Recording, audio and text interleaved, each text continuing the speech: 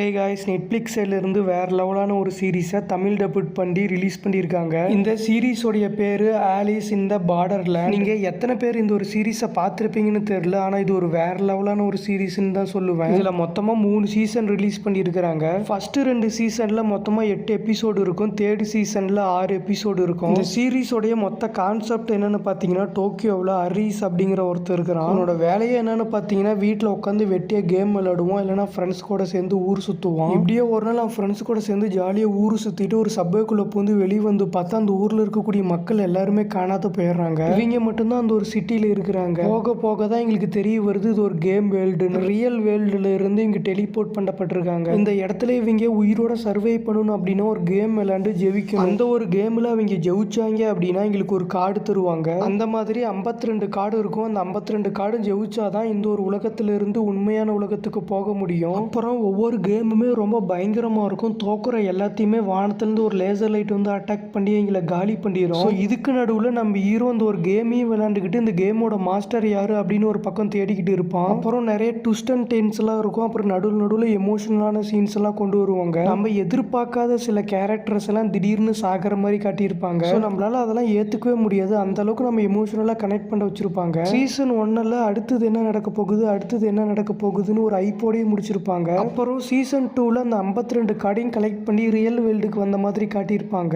அது மட்டும் இல்லாமல் இங்கே ரியல் வேர்ல்டுக்கு வந்த உடனே ஒரு எரிக்கல் வந்து தாக்குற மாதிரி முடிச்சிருப்பாங்க. ஸோ சீசன் 3ல் நம்ம ஹீரோக்கும் ஹீரோனிக்கும் மேரேஜ் ஆகிருக்கும். அது மட்டும் இல்லாமல் அந்த பார்டர்லேண்ட்லேருந்து திரும்ப வந்த எல்லாத்துக்குமே அவங்களுடைய நினைவு எல்லாத்தையுமே அழிச்சிருப்பாங்க.